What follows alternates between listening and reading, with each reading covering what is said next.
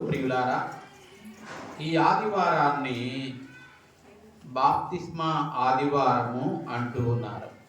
ఈ దినము యేసు ప్రభువు వారు బాప్తిస్మము పొందినటువంటి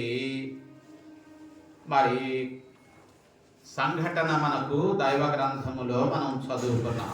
ఆయన బాప్తిస్మము పొందినటువంటి సంఘటన, బాప్తిస్మ కార్యము మనము సరిగా అర్థం చేసుకోవాలి అంటే ఒక ముఖ్యమైన ప్రశ్న ఏంటి అంటే, బాప్తిస్మము దేవుడు జరిగించే కార్యమా లేక మానవుడు జరిగించుకునే పని?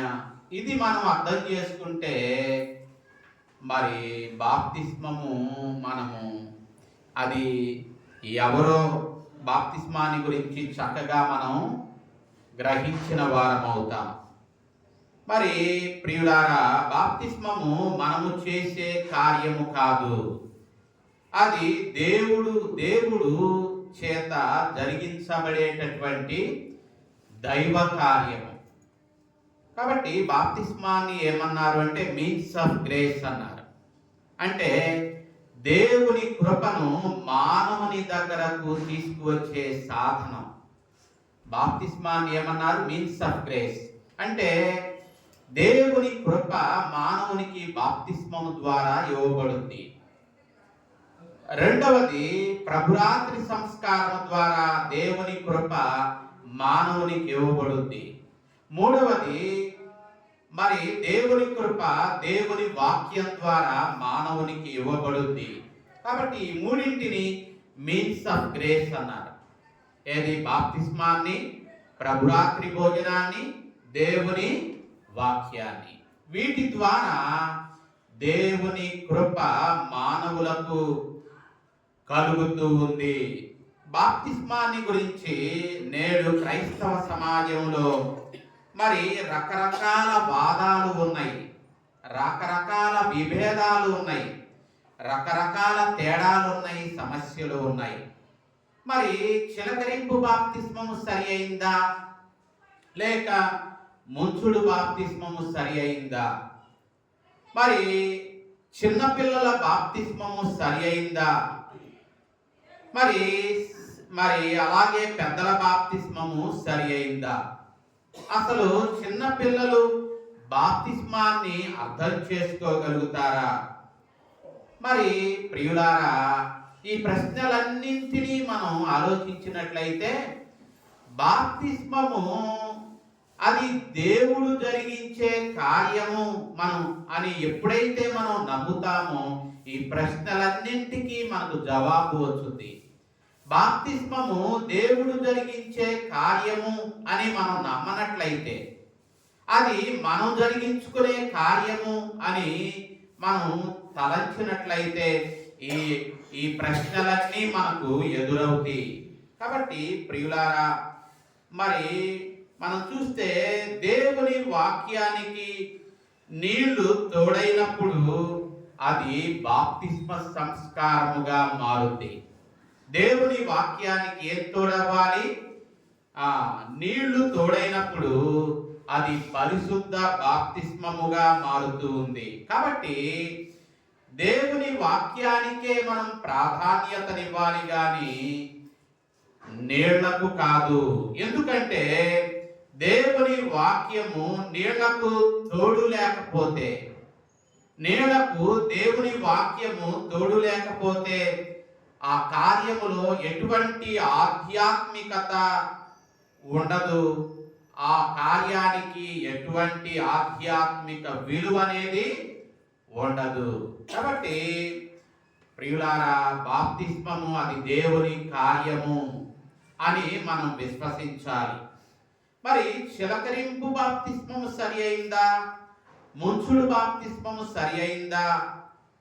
ఒక విధంగా ఈ రెండు ప్రశ్నలు అంత విలువైన ప్రశ్నలు కావు. ఎందుకంటే బైబిల్లో ఈ విషయము, ఈ ప్రశ్న అనేది అది లేవనెత్తబడలేదు. బాప్తిస్మము తీసుకునేటప్పుడు ఏ పద్ధతిని మనము ఆచరించాలో బైబిల్లో స్పష్టంగా చెప్పబడలేదు. మరి ఒకే విధానము సరి అయింది అని మనము తలంచకూడదు. మరి బాప్తిస్మము ఎవరికి ఇవ్వాలి అంటే మనం బాప్తిస్మము అందరికీ ఇవ్వాలి. మరి వాక్యములో మనం చూస్తే సమస్త జనులను నా శిష్యులనుగా చేయండి అన్నాడు. సమస్త జనులు అంటే ఆ సమస్త జనులలో పురుషులున్నారు, స్త్రీలున్నారు, యవనులున్నారు, పిల్లలున్నారు. ప్రతి వారు కూడా సమస్త జనులు అన్న మాటలో అందరూ ఉన్నారు. కాబట్టి ప్రియులారా, అందరికీ మనం బాప్తిస్మము ఇవ్వవచ్చు.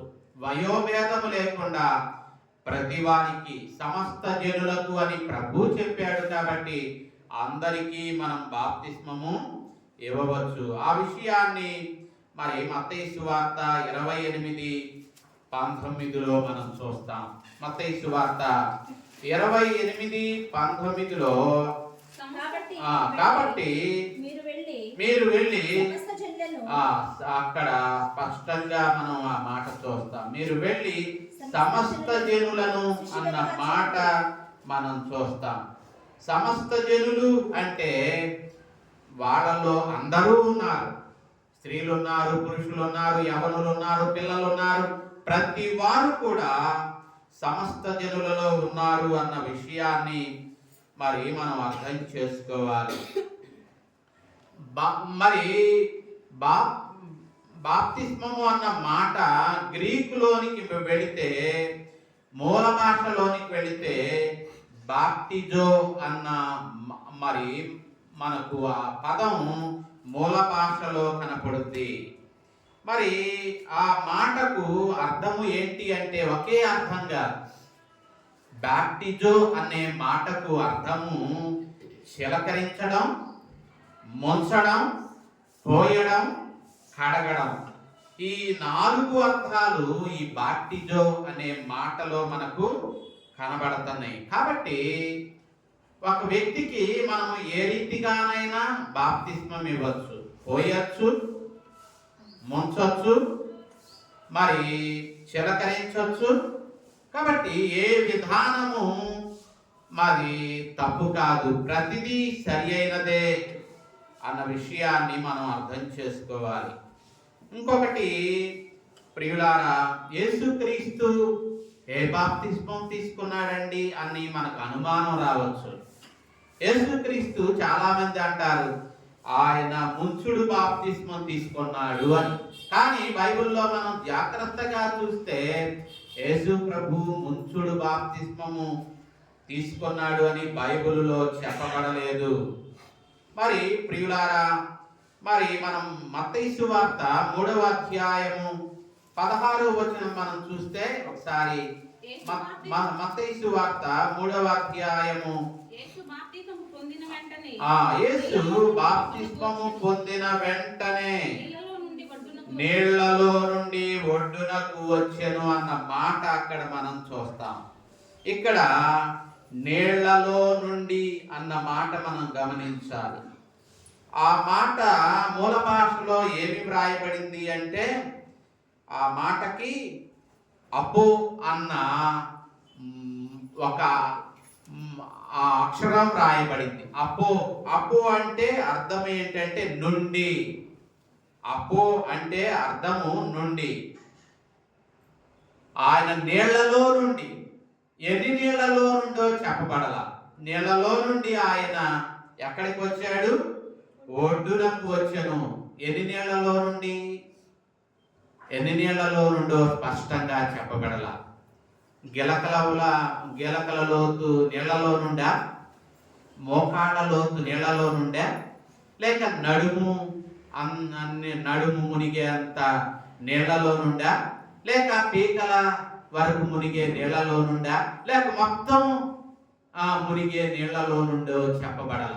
అపో అన్న మాట అక్కడ వ్రాయబడింది. ఎన్ని నీళ్లలో నుండి? నీళ్లలో నుండి. అపో అన్న మాట ఉపయోగపడి నీళ్లలో నుండి. ఎన్ని నీళ్లలో నుండో స్పష్టంగా చెప్పబడలేదు. కాబట్టి ప్రియులారా, మరి మత్తయి సువార్తలో 3:16 మనం జాగ్రత్తగా చూస్తే ఆయన యేసుక్రీస్తు ముంచబడినట్లుగా అక్కడ మనకు కనపడదు.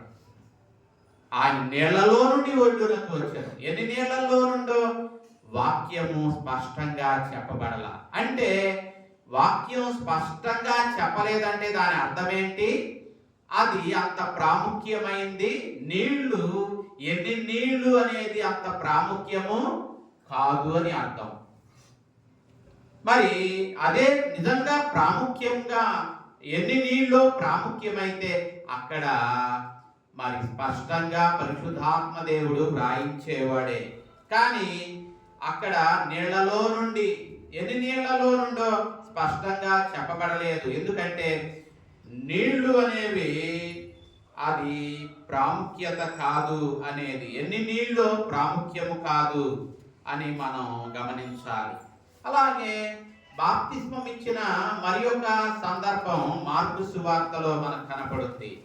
మార్కు సువార్తలో 1వ అధ్యాయంలో మనం చూస్తే అక్కడ మనకు ఏం కనపడుద్ది? 1:10లో వెంటనే ఆయన నీళ్లలో నుండి ఒడ్డునకు వచ్చుచుండగా అన్న మాట మనకు కనపడుద్ది. ఈ మార్కు సువార్త 1:10లో ఇక్కడ కూడా మనకు ఏం చూస్తాం? నీళ్లలో నుండి. ఇక్కడ ఎక్ అన్న పదం వాడబడింది. గ్రీకులో ఎక్. ఎక్ అంటే దాని అర్థము నుండి లేక బయటకు అని అర్థం. నీళ్లలో నుండి ఆయన బయటకు అంటే ఒడ్డునకు వచ్చాడు. నీళ్లలో నుండి వచ్చాడు, ఒడ్డునకు వచ్చాడు అన్న అర్థాన్నిచ్చే మాట ఎక్ అన్న పదం వాడబడింది. ఎన్ని నీళ్లలో నుండి వచ్చాడో అక్కడ కూడా స్పష్టంగా చెప్పబడలేదు. మరి ఏమైనా మార్కు సువార్తలో, మత్తయి లూకా సువార్తలో ఏమైనా చెప్పాడా అంటే అక్కడ మనం చూస్తే ప్రియులారా, అక్కడ లూకా సువార్త 3:21లో అక్కడ ఏముంది?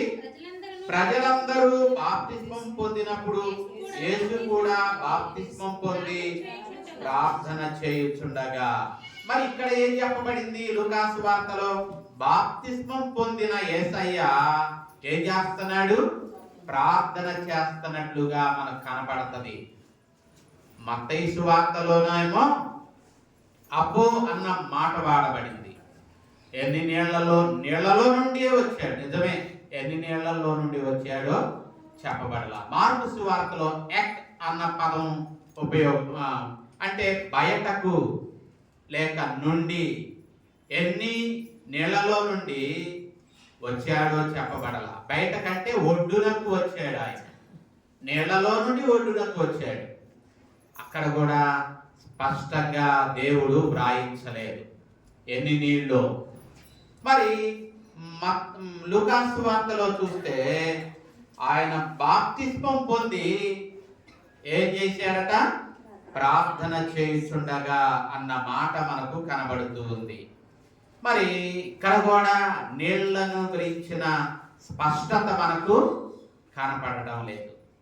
మరి యోహాను సువార్తలోనైనా కనపడుద్దా అంటే ఒకసారి యోహాను సువార్త 1:32లో మనం చూస్తే, మరియు యోహాను సాక్ష్యమిచ్చుచు ఆత్మ పావురం వలె ఆకాశము నుండి దిగివచ్చుట చూచితిని, ఆ ఆత్మ ఆయన మీద నిలిచెను. ఇక్కడ కూడా నీళ్లను గురించినటువంటి ప్రస్తావన మనకి కనపడదు. ఆయన దేవుని కుమారుడు అని, పరిశుద్ధాత్మతో బాప్తిస్మాన్ని ఇవ్వగలడు అన్న విషయం ఈ మాటలలో కూడా మనకు కనపడుద్ది. అంటే మత్తయి సువార్తలో గాని, మార్కు సువార్తలో గాని, లూకా సువార్తలో గాని, యోహాను సువార్తలో గాని, ఈ 4 సువార్తలలో మనకు యేసు ప్రభువు వారు ముంచుడు బాప్తిస్మం పొందాడు అని ఎక్కడా ఈ సువార్తలలో చెప్పబడలేదు. బాప్తిస్మము దేవుని పని. మనం ఈరోజు అంశం అదే. బాప్తిస్మము దేవుడు జరిగించే కార్యం. మరి దానిని విశ్వాసంతో మనం అంగీకరించాలే గాని దానిని మనము అనుమానించకూడదు.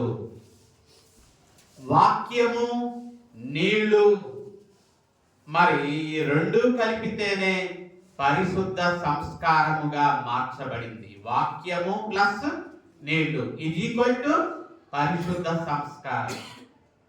మరి నీళ్లకు వాక్యము జత చేయబడకపోతే అది పరిశుద్ధ సంస్కారము కాదు. కాబట్టి ఈ పరిశుద్ధ కార్యము ఎవరి చేత ఏర్పాటు చేయబడింది అంటే దేవుని చేత మాత్రమే. మరి ప్రియులారా, బాప్తిస్మం అనేది ఇందాక చెప్పారు, మీన్స్ ఆఫ్ గ్రేస్ అంటే అది కృపను తీసుకువచ్చే సాధనం. బాప్తిస్మం అనేది ఎవరు చెప్పారు అంటే బాప్తిస్మం తీసుకోమని మత్తయి సువార్తలో యేసు ప్రభువే చెప్పాడు కదా. మత్తయి సువార్తలో 28:19లో ఏమన్నాడు? కాబట్టి మీరు వెళ్ళి సమస్త జనులను శిష్యులనుగా చేయుడి, తండ్రి యొక్కయు కుమారుని యొక్కయు పరిశుద్ధాత్మ యొక్కయు నామములోనికి వారికి ఏమి ఇవ్వమన్నాడు? అది ఆయన ఆజ్ఞాది.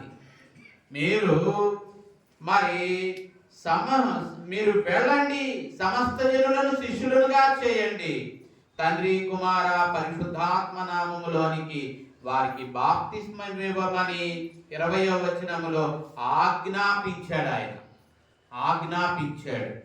కాబట్టి ప్రియులారా, దేవుని ఆజ్ఞాది.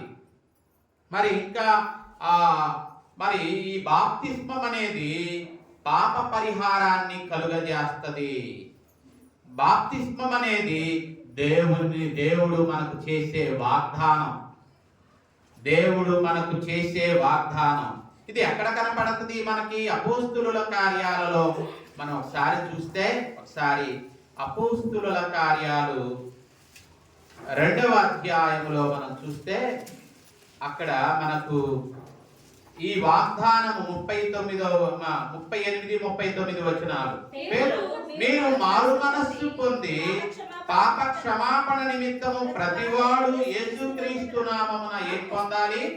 బాప్తిస్మం పొందాలి. అప్పుడు మీరు పరిశుద్ధాత్మ అనే వరాన్ని పొందుతారు. ఈ వాగ్దానం ఎవరికి? మీకు, మీ పిల్లలకు. అది బాప్తిస్మం అనేది కేవలం పెద్దలకు మాత్రమే కాదు సుమా. అక్కడ పేతురు స్పష్టంగా చెప్తూ ఉన్నాడు, ఈ వాగ్దానం మీకును మీ పిల్లలకు అన్న మాట అక్కడ స్పష్టంగా మనకు కనపడుద్ది. కాబట్టి బాప్తిస్మానికి దూరంగా మన పిల్లలను ఏం చేయకూడదు? ఉంచకూడదు. ఈ వాగ్దానం మీకును మీ పిల్లలకును అన్నాడు. మరి బాప్తిస్మం ఎవరికి ఇవ్వాలి? సమస్త జనులకు. ఇందాక మత్తయి సువార్త చదువుకున్నాం కదా, మీరు వెళ్ళి సమస్త జనులను శిష్యులనుగా చేయండి. సమస్త జనులు అంటే అందరినీ శిష్యులనుగా చేయండి అన్నాడు. మరి ప్రియులారా, మరి ఇక్కడ మనం చూస్తే బాప్తిస్మములో దేవుడిచ్చిన వాగ్దానం ఏంటి అంటే, మార్కు సువార్త 16:16లో మనం చూస్తే అక్కడ దేవుడిచ్చిన వాగ్దానం అక్కడ మనకు కనబడుద్ది. నమ్మి బాప్తిస్మం పొందినవాడు ఏమవుతాడు? రక్షింపబడతాడు. అది దేవుడిచ్చిన వాగ్దానం. బాప్తిస్మములో దేవుడిచ్చిన వాగ్దానం ఏంటంటే, నమ్మి బాప్తిస్మం తీసుకుంటే ఏమవుతాం? రక్షింపబడతాము. బాప్తిస్మం అనేది పాప పరిహారాన్ని మరి అనుగ్రహిస్తుంది. అంత మాత్రమే కాదు, మరణము నుండి, సాతాను శక్తుల నుండి మనకు విడుదల కలుగజేసి విశ్వసించినటువంటి వారికి నిత్య జీవాన్ని ఇస్తుంది. కాబట్టి బాప్తిస్మం అనేది కృపా సాధనము. బాప్తిస్మాన్ని గురించి మనము వాక్యంలో కొరింథీయులకు రాసినటువంటి మొదటి పత్రిక ఒకసారి చదువుకుందాం. కొరింథీయులకు రాసిన మొదటి పత్రిక 6వ అధ్యాయం ఒకసారి కొరింథీయులకు రాసిన మొదటి పత్రిక 6వ అధ్యాయంలో అక్కడ మనం 11వ వచనంలో మీలో కొందరు అట్టివారై ఉంటరి. ఎట్టివారై ఉంటరి? ఒకప్పుడు జారులుగా ఉన్నారు, విగ్రహారాధికులుగా ఉన్నారు, వ్యభిచారులుగా ఉన్నారు, ఆడంగితనము గలవారుగా, పురుష సంయోగులుగా, దొంగలుగా, లోపులుగా, త్రగుబోతులుగా, దోషకులుగా, దోచుకునేవారుగా అట్టివారై ఉంటిరి. మీరు ఒకప్పుడు ఎలా ఉన్నారు? అట్టివారై ఉంటిరి. గాని ప్రభు అయిన యేసుక్రీస్తు నామములను మన దేవుని ఆత్మయందును మీరు ఏం చేయబడ్డారు? కడుగబడి ఏమయ్యారు? పరిశుద్ధపరచబడిన వారై నీతిమంతులుగా ఏం చేయబడ్డారు? తీర్చబడ్డారు. కాబట్టి ఒకప్పుడు మనం ఎట్టివారము పైన లిస్ట్ లో చెప్పాడు. ఇప్పుడు మనం ఏమయ్యాము? యేసుక్రీస్తు నామములో దేవుని ఆత్మయందు మనం ఏం చేయబడ్డాం? కడుగబడ్డాము. కడుగబడి ఏమయ్యాం? పరిశుద్ధపరచబడి నీతిమంతులుగా తీర్చబడ్డా. అది బాప్తిస్మములో జరిగేటటువంటి కార్యము. ఇంకా మనం చూస్తే ప్రియులారా, ఎఫ్సి పత్రిక, ఒకసారి ఎఫ్సి పత్రిక కూడా మనం చూస్తే, ఎఫ్సీలకు రాసినటువంటి పత్రిక 5వ అధ్యాయములో అక్కడ 25వ అధ్యాయములో 27వ వచనం, క్రీస్తు కూడా సంఘాన్ని ఏం చేశాడు? ప్రేమించాడు. అది కళంకమైన, ముడత అయినా, అట్టిని మరి ఏదైనా లేక పరిశుద్ధమైనది గాను, నిర్దోషమైనది గాను, మహిమగల సంఘముగాను ఆయన తన ఎదుట దానిని నిలువు పెట్టుకొనవలనని దేనితో? వాక్యముతో ఉదక స్నానము చేత దానిని ఏం చేశాడు? పవిత్రపరచి పరిశుద్ధపరచుటకై దాని కొరకు తనను తానే ఏం చేసుకున్నాడు? అప్పగించుకున్నాడు. చూసారా? యేసయ్య దేవుడు సంఘాన్ని ప్రేమించాడు. ఆయన ఆ సంఘంలో ఏముండకూడదు అనుకున్నాడు? కళంకము గాని, ముడత గాని, అట్టిది మరి ఏది గాని లేకుండా సంఘము ఎలా ఉండాలి? పరిశుద్ధమైందిగా, నిర్దోషమైందిగా, మహిమగల సంఘముగా తన ఎదుట నిలబెట్టుకోవాలి అని చెప్పి దేనితో? వాక్యముతో ఉదక స్నానము చేత ఏం చేశాడు? పవిత్రపరచాడు. కాబట్టి బాప్తిస్మములో ఆయన మనలను ఏం చేస్తున్నాడు? మనలో నిష్కళంకం, మనం పరిశుద్ధంగా ఉండడానికి, నిర్దోషంగా ఉండడానికి, మహిమగల వారుగా ఉండడానికి, మనలో కళంకం గాని, ముడత గాని ఏది లేకుండా వాక్యముతో మనల్ని ఏం చేశాడు? ఉదక స్నానము చేసి మనలను పవిత్రపరిచాడు. కాబట్టి ప్రియులారా, బాప్తిస్మములో వాక్యము ద్వారా దేవుడు మనలను ఉదక స్నానము చేసి మనలను ఏం చేస్తున్నాడు? పవిత్రపరుస్తూ ఉన్నాడు. అలాగే గలతీయులకు రాసినటువంటి పత్రికలో కూడా బాప్తిస్మములో మనము ఎవరిని ధరించుకున్నామో చెప్తాడు. 3:27లో, గలతీ 3:27, క్రీస్తులోనికి బాప్తిస్మం పొందిన మీరందరూ క్రీస్తును ఏం చేశారు? ధరించుకున్నారు. బాప్తిస్మం, ఎవరైతే బాప్తిస్మం పొందారో వారు ఎవరిని ధరించుకున్నారు? యేసయ్యను ధరించుకున్నారు. కాబట్టి మనం ఎప్పుడు ఆ సంగతి మర్చిపోకూడదు. మనం దేవుని సన్నిధిలో ఉన్నా, మనం బయట ఉన్నా, మనం ఎవరిని ధరించుకున్నా, మనం ఏ బట్టలు వేసుకుంటే ఆ బట్టల రంగు బయట కనపడుద్ది. మనం బట్టలనే కాదు, ఇంకెవరిని ధరించుకున్నాం? యేసయ్యను ధరించుకున్నాం. కాబట్టి మనం లోకములో ఉన్నప్పుడు మనల్ని చూచినప్పుడు లోకము ఎవరిని చూడాలి? యేసయ్యను చూడాలి. ఏ రీతిగా? మన మాటల ద్వారా, మన ప్రవర్తన ద్వారా, మన చూపుల ద్వారా, మన జీవిత విధానము ద్వారా మనం ఎవరిని చూపించాలి? యేసయ్యను చూపించాలి. అది మాత్రము మనం ఏం చేయకూడదు? మరిచిపోకూడదు. ఇంకా మనం చూస్తే, ఇందాక మనం పత్రికా పాఠం చూసాం కదా. ఏ పత్రిక చదువుకున్నా? తీతు రాసినటువంటి పత్రికలో అక్కడ బాప్తిస్మాన్ని గురించి చక్కగా తీతుకు పౌలు చెప్తూ ఉన్నాడు. ఏమని? మన రక్షకుడైన దేవుడు, మన రక్షకుడైన దేవుని దయ, మానవుల ఎడల ఆయనకున్న ప్రేమ ఏమైంది? ప్రత్యక్షమైంది. మన రక్షకుడైన దేవుని దయ, మానవుల ఎడల ఆయనకున్న ఆయన ప్రేమ ప్రత్యక్షమైనప్పుడు మనము నీతిని అనుసరించి చేసిన క్రియల మూలముగా కాక ఏ రీతిగా తన కనికరము చొప్పుననే పునరుత్థానము ద్వారా పరిశుద్ధాత్మను మనకు నూతన స్వభావాన్ని కలుగజేయడం ద్వారా మనల్ని ఏం చేశాడు? రక్షించాడు. కాబట్టి ప్రియులారా, ఇక్కడ మనము నీతిని అనుసరించి చేసిన క్రియల మూలముగా కాదు, తన కనికరము చొప్పుననే మరి పునర్జన్మ సంబంధమైన స్నానము ద్వారా పరిశుద్ధాత్మ మనకు నూతన స్వభావాన్ని కలుగజేయడం ద్వారా మనల్ని ఏం చేసుకున్నాడు? రక్షించుకున్నాడు అని చెప్పి పౌలు తీతుకు చెప్తూ ఉన్నాడు. ఇంకా ప్రియులారా, మనం చూస్తే పేతురు రాసినటువంటి మరి మొదటి పత్రికలో కూడా, మరి పేతురు రాసినటువంటి మొదటి పత్రిక 3:21లో అక్కడ ఏమంటున్నాడు? బాప్తిస్మము మనలను ఏం చేస్తుందట? రక్షించుచున్నది. నమ్మి బాప్తిస్మం పొందువాడు రక్షింపబడును. ఇక్కడ పేతురు ఏమంటున్నాడు? బాప్తిస్మం అనేది మనలను ఏం చేసింది? రక్షించింది. ఆనాడు 8 మంది, ఆ ఓడలో ఉన్న 8 మంది నీటి ద్వారా ఏం పొందారు? రక్షణ పొందారు.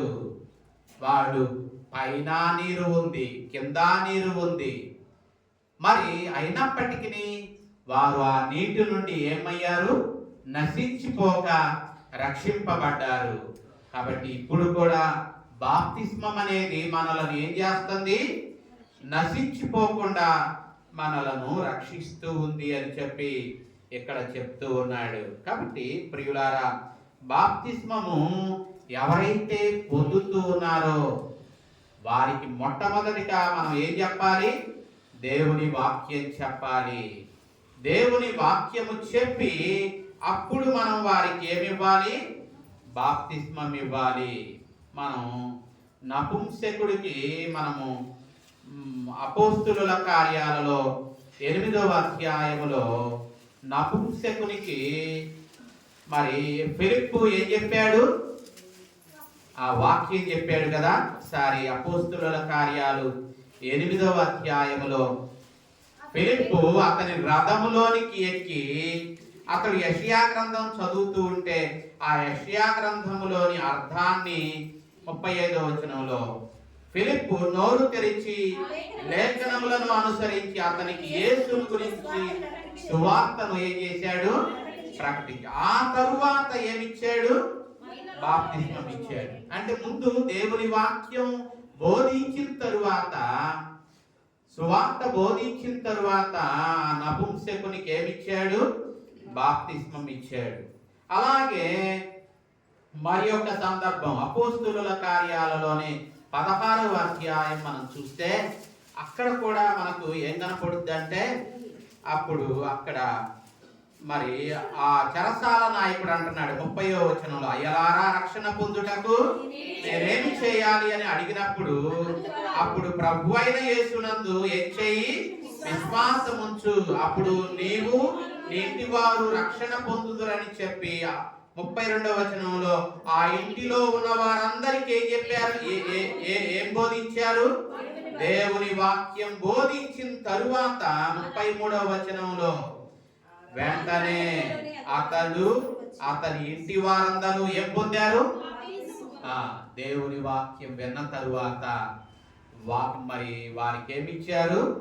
బాప్తిస్మం ఇచ్చారు. కాబట్టి ప్రియులారా, బాప్తిస్మం అనేది ఒకసారి జరిగించే కార్యం. పద్దాక బాప్తిస్మము ఎవరు?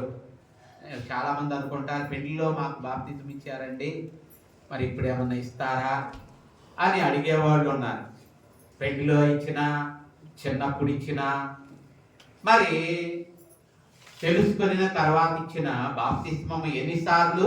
ఎఫ్ఎస్సీ పత్రిక 4వ అధ్యాయము 5వ వచనం. బాప్తిస్మము ఎన్నిసార్లు అక్కడ చెప్పబడింది?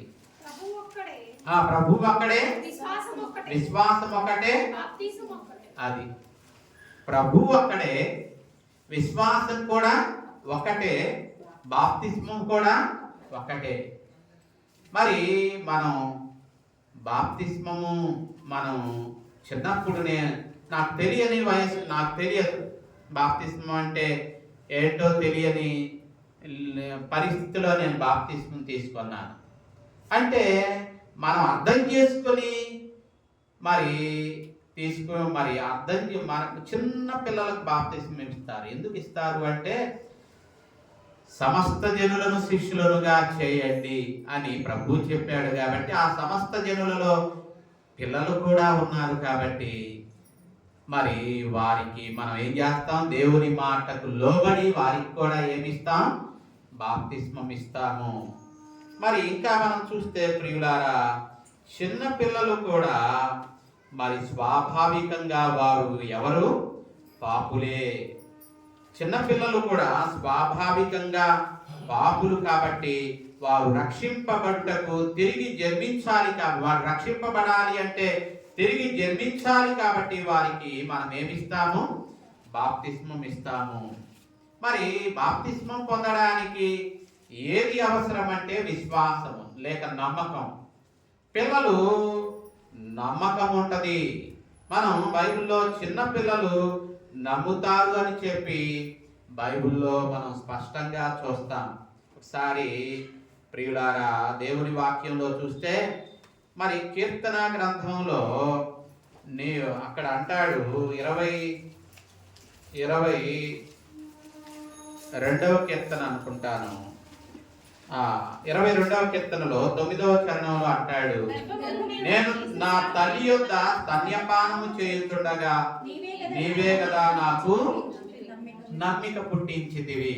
అంటే ఎప్పుడు నమ్మిక పుట్టించాడట బిడ్డకి? తల్లి దగ్గర పాలు త్రాగుతూ ఉన్నప్పుడే దేవుడు ఏం కలుగ చేశాడట? నమ్మకాన్ని. కాబట్టి బాప్తిస్మం పొందడానికి ఏం కావాలి? నమ్మకం. ఆ నమ్మకం ఎవరిలో ఉంది? చిన్న పిల్లలు, పాలు త్రాగుతూ ఉన్న పిల్లలలో కూడా ఆ నమ్మకం ఉంది. ఆ విషయాన్ని మళ్ళా మత్తయి సువార్తలో యేసు ప్రభువే చెప్పాడు. ఒకసారి మత్తయి సువార్త 18వ అధ్యాయంలో ఒకసారి మత్తయి సువార్త మత్తయి సువార్త 18వ అధ్యాయంలోని 6వ వచనంలో, మత్తయి 18:6లో నా యందు విశ్వాసముంచు ఈ చిన్నవారు అంటాడు. యేసయ్య అక్కడ చక్కగా చెప్పాడు. ఏమని? నా యందు విశ్వాసముంచు ఈ పెద్దవారు అనలా ఆయన. ఏమన్నాడు? నా యందు విశ్వాసముంచు ఈ చిన్నవారిలో ఒకరిని అభ్యంతరపరచువాడెవడో వాడు మెడకు పెద్ద తిరుగటి రాయి కట్టబడిన వాడై మిక్కిలి లోతైన సముద్రములో ముంచివేయబడుట వానికి మేలు. కాబట్టి ఎవరిని అభ్యంతరపరచొద్దు. బాప్తిస్మము ఒకవేళ పొందడానికి పిల్లలను తీసుకొచ్చినప్పుడు వాళ్ళను మనం ఏం చేయొద్దు? అభ్యంతరపరచొద్దు. అభ్యంతరపరిస్తే ఇక్కడ ఏమన్నాడు? అభ్యంతరపరచువాడెవడో వాడికి ఏం చేయబడాలి? మెడకు పెద్ద తిరుగటి రాయి కట్టబడి మిక్కిలి లోతైన సముద్రములో పడద్రోయబడడం వానికి మేలు అన్నాడు. కాబట్టి మరి బాప్తిస్మము అందరికీ ఇవ్వచ్చు. బాప్తిస్మము చిన్నపిల్లలకు ఎందుకు ఇస్తామంటే చిన్నపిల్లలలో కూడా దేవుడు ఏముంచాడట? నమ్మకాన్ని. యేసయ్యే చెప్పాడు, నా యందు విశ్వాసము ఉంచుచున్న ఈ చిన్నవారు. కాబట్టి మనం చిన్నపిల్లలలో నమ్మకం లేదు అని మనం ఎలా చెప్పగలుగుతాం? వాక్యమే చెప్తుంది కదా. కాబట్టి చిన్నపిల్లలకు కూడా మనం బాప్తిస్మం దూరం చేయకూడదు. కాబట్టి ప్రతి వారు కూడా ఈ బాప్తిస్మములో పాలు పంపులు పొంది దైవరాజ్యమునకు వారిని వారసులుగా మనం చేయాలి. అంతేగాని ఎవరికి మనం బాప్తిస్మాన్ని దూరం చేయకూడదు. మరి వాళ్ళు విశ్వసించగలరు, వారు స్తుతించగలరు. ఇందా మన ఆ, దే 8వ కీర్తనలో ఏమని చెప్పుకున్నాం? అక్కడ ప్రార్థన జరిగేటప్పుడు చిన్న బాలుల యొక్కయు చంటి పిల్లల యొక్కయు స్తుతుల మూలమున నీవు ఒక దుర్గమును స్థాపించి ఉన్నావు. మరి కీర్తన 8వ కీర్తనలో 2వ చరణంలో మనకు ఆ మాట కనపడుతుంది. బాలురు విశ్వసించగలరు, బాలురు స్తుతించగలరు, బాలురు వారిని అట్టివారిదే దేవుని రాజ్యం అన్నాడు కదా యేసయ్య. పిల్లలను ఏమన్నాడు యేసయ్య? పిల్లలదే దేవుని రాజ్యము అన్నాడు. వారిని ఆటంకపరచొద్దు అన్నాడు. కాబట్టి ప్రియులారా, వారిని దేవుని దగ్గరకు రాకుండా మనం ఏం చేయకూడదు? ఆటంకపరచకూడదు. కాబట్టి అటువంటి వారిదే దేవుని రాజ్యము అని అదే మన మార్కు సువార్త 10వ అధ్యాయములో ఏమన్నాడు యేసయ్య? 14వ వచనంలో చిన్న బిడ్డలను నా యొద్దకు రానియండి, వారిని ఏం చేయొద్దు? ఆటంకపరచవద్దు. ఈ దేవుని రాజ్యం ఎవరిది? ఇట్టి వారిదే అన్నాడు. కాబట్టి చిన్న బిడ్డలను మనం దేవుని దగ్గరకు రాకుండా వారిని ఆటంకపరచొద్దు. వారిని దేవుని దగ్గరకు తీసుకొని రావాలి. అట్టి వారిదే దేవుని రాజ్యము అన్నాడు. కాబట్టి ప్రభు ప్రియులారా, ఈ మాటలను మనం జ్ఞాపకం పెట్టుకొని, మరి బాప్తిస్మం అనేది మనం ఏదో ఉపవాసం ఉండి నలగొట్టుకొని అది ఇది చేసి పొందుకునేది కాదు. చాలామంది అంటారు ఇంకా బాప్తిస్మం ఇప్పుడేనా? ఇప్పుడు కాదు, కొంచెం ఇంకా చచ్చిపోతున్నాను అనంగా తీసుకుంటే అప్పుడు బాగుంటుంది అనుకుంటా. ఏమండి, నువ్వు ఎప్పుడు చచ్చిపోతావో నీకే తెలియదుగా. ఏమండి, ఎప్పుడు చచ్చిపోతావో నీకు తెలియదు. కాబట్టి ఎప్పటికప్పుడే మనం ప్రభు రాక కొరకు ఏం చేయాలి? సిద్ధపడి ఆయన రాక కొరకు ఎదురు చూచువారుగా ఉండడానికి కృపగల దేవుడు మనకు సహాయము చేయునుగాక. ఆమేన్. సమస్త జ్ఞానానికి మించిన దేవుని సమాధానము యేసుక్రీస్తు వలన మన హృదయములకును తలంపులకును కావలి ఉండి నడిపించునుగాక. ఆమేన్.